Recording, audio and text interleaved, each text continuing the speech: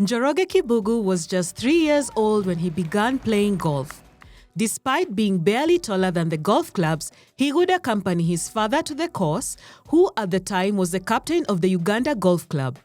In February 2026, the 22-year-old reached a significant milestone in his career, becoming the only Kenyan to make the cut at the magical Kenya Open. It definitely feels amazing. I'm privileged to be in this position. I definitely feel like I'm an inspiration to a lot of upcoming juniors. The love of the sport runs in the family from his veteran golfer father. He's very proud, especially when I decided to turn pro coming out of college. It was definitely a big decision. Seeing as how it's paying off right now and the future we could build, he's definitely into it now. To his older brother, Njoroge Kibugu, a professional golfer. We compete against each other. I'm with NCBA, he's with Safaricom, and there's always a competitive rivalry there. It wasn't until he was 15 that he realized he was exceptional at the game and started to pursue it seriously as a career. At 17, he entered his first major tournament. First major tournament I took part in was South Africa Amateur when I was 17. I hadn't played an event outside of Kenya until then. My only goal was to make the cut. We were playing against really competitive players, likes of Kenya Open winners such as Casey Jarvis. So first time seeing that, and it was real culture shock. I hadn't seen scores below maybe 10 under par. If you wanted to win there, you had to shoot around 25 under par, 20 under par.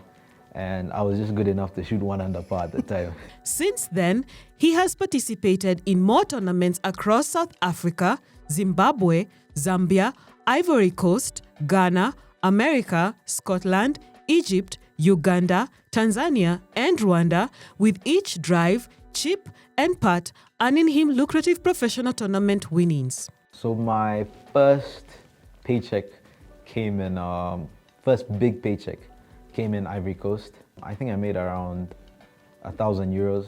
And to me, I think I was 19. To me, that was a lot of money. It went away with expenses, travel costs, accommodation, when I actually had to pay for all those things.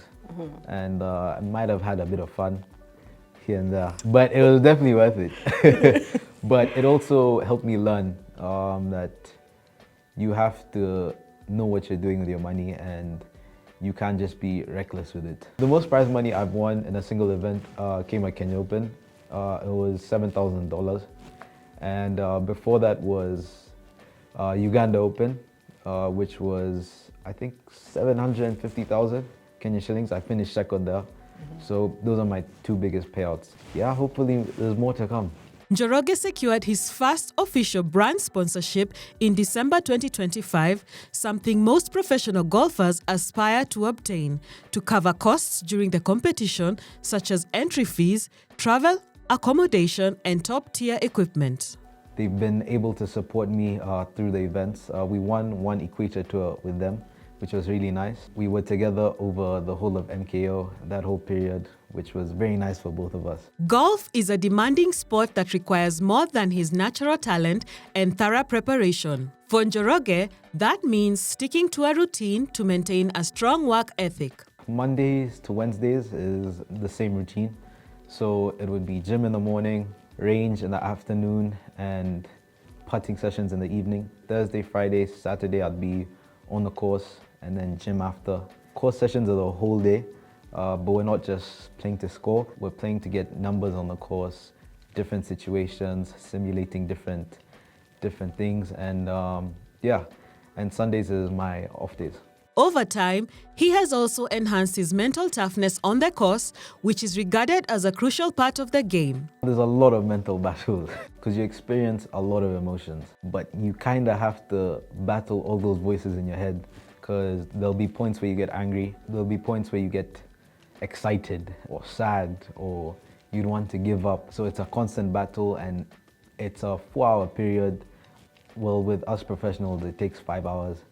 So you're battling your mind for all that time. In recent years, corporate Kenya has been supporting golf initiatives to introduce the game at the grassroots level. However, the high financial costs involved, such as exclusive country club memberships, expensive equipment, participation fees, and the perception that it benefits the wealthy, make it an elite sport. Still, for kids who want to start early and have a knack for the game, there are affordable golf facilities such as the Gong Racecourse, which don't necessarily require membership fees, just a green fee. However, membership fees at exclusive country clubs like Windsor Golf Hotel and Country Club, where Njoroge is a member, are beyond reach. A set of golf clubs, however, does not come cheap. A quick look at the sports shop Decathlon shows that a set for 11 to 13-year-olds retails at 39,900 Kenya shillings, while that for 8 to 10-year-olds costs 33,900 Kenya shillings.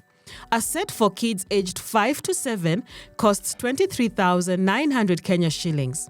But if the whole set is too expensive, a starter kit consisting of a driver, 7-iron, wedge, and a putter will suffice. Coaching for beginners is equally important. Coaching, especially in Kenya, is definitely affordable. It ranges around from 3,000 to 10,000 depending on which coach you have per session. But the most important thing is to let them enjoy themselves. You have to be fearless coming into this sport, but also let them have fun, let them enjoy it. That's where most of the creativity and confidence comes from. And so I'd say it's definitely a long journey. Be ready for the ups and downs.